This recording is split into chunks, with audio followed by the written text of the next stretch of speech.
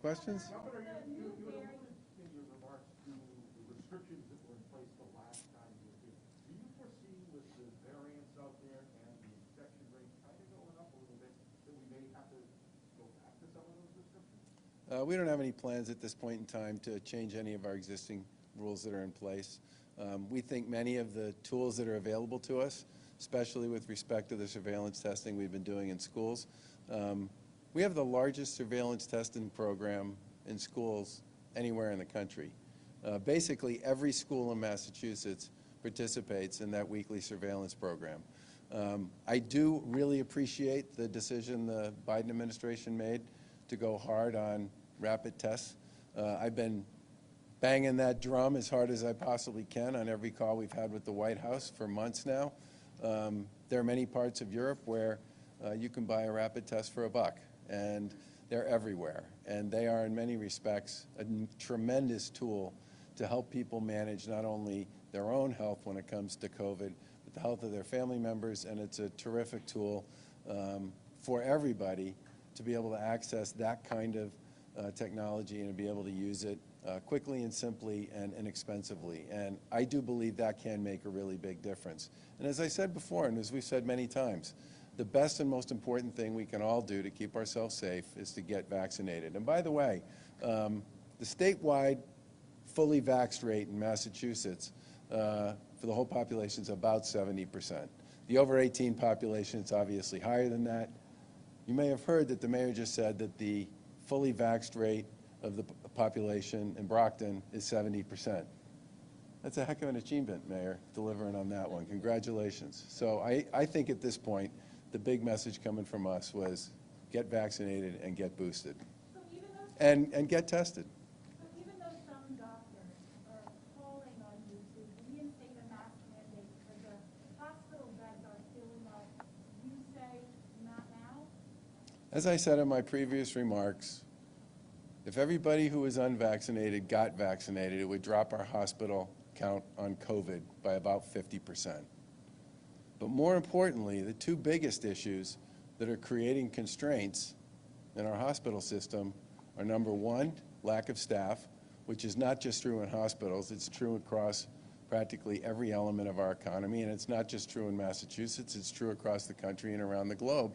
But that's taken somewhere between 500 and 1,000 beds that would otherwise be in service, out of service, which is why we put the agreement we put in place with the hospital community last week to implement what we consider to be sort of a soft cap on capacity, which the hospital industry worked with us on to develop. And the other issue is it's the time of year when we see more people in the hospital. It's flu season, and it's also the time of year in which a lot of people typically pursue a variety of procedures because there's a lot of vacation time around this time of year. So either their family member or their friend or their neighbor can look after them if they have a procedure and they need to convalesce at home for a few days, or if they simply want to be able to use that time around Christmas and New Year's to be home themselves to convalesce. There's a lot of factors at work there. But the biggest thing we could do to reduce our COVID hospitalization rate is for the people who aren't vaccinated to get vaccinated. You got 19,000 boosters a day. What will that number be when these additional booster clinics come online that you're looking at? I mean, we don't have a particular goal established. And as I said, when the Lieutenant Governor and I talked to the municipalities this morning, there was a lot of very enthusiastic and positive feedback.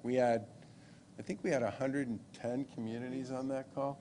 So I don't want to put a number out there at this point in time, but there was a lot of positive response there. I think you could see a really big increase in that number over the course of the next several weeks. You said a week or two that people are experiencing delays.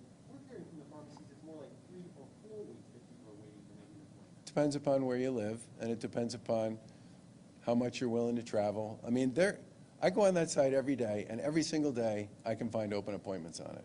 Now, I'm just looking to see how much capacity there is available out there, and to the extent there are conversations going on with municipalities and healthcare providers to learn from them where it is we should put that additional capacity. That's a big part of what we're doing to try to figure out where we have the most significant issues biggest pinches with respect to people's ability to access them. But it varies a lot from region to region. Governor, I've heard from a lot of people who say that, who are fully vaccinated, who say, I'm not getting the booster. I'm done. I got the first two. I'm not doing it.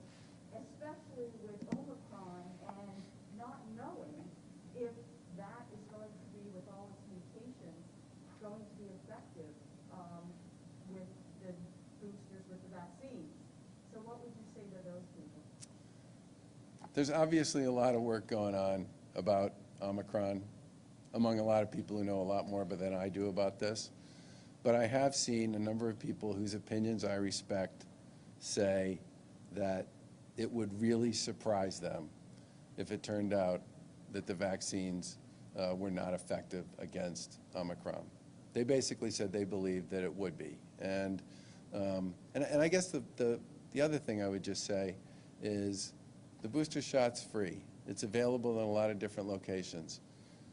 There's tons of evidence out there at this point that shows that the vaccines work.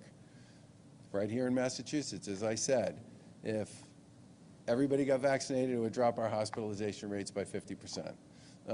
I think there's plenty of evidence to suggest that if you were willing to get vaccinated, if you were willing to do those 2 shots, and you could do something that would keep you and your family and your neighbors a little safer through the course of the holidays, I thought the way the mayor put it was terrific. Everybody should give themselves and their friends and their family and their neighbors the gift of a booster this holiday season. Governor, it seems like parents, especially here in Brockton, have been hesitant to get their children vaccinated. I think the number here is at like 7%. Why do you think that is, and what is your message for parents? I think my message for parents would be the same message that we've given before, which is if you're hesitant about, if you were hesitant about getting vaccinated yourselves, if you're hesitant about getting a booster, if you're hesitant about whether or not your kid should be vaccinated, talk to your doctor, talk to your pediatrician, talk to the folks who you usually seek out guidance for with respect to medical decisions. Those folks obviously pay a ton of attention to these issues and are by far, in some respects, the best informed to give you the best advice that's available because they know you or they know your children about what the right decision is for you. Last question. A quick question for you. I know, just following up on the previous question, is a mask mandate statewide off the table for you, especially with the new variant? So let's find out what the experts think about the new variant, first of all, okay? I mean, there's a lot of traffic about this going back and forth throughout the infectious disease and the science community right now. And I think it's very important for all of us to pay attention to what's going on, to find out what the research has to say, but not to jump to conclusions about it, one way or the other. There's too much of that, and there's been too much of that, in my opinion, since the beginning of COVID.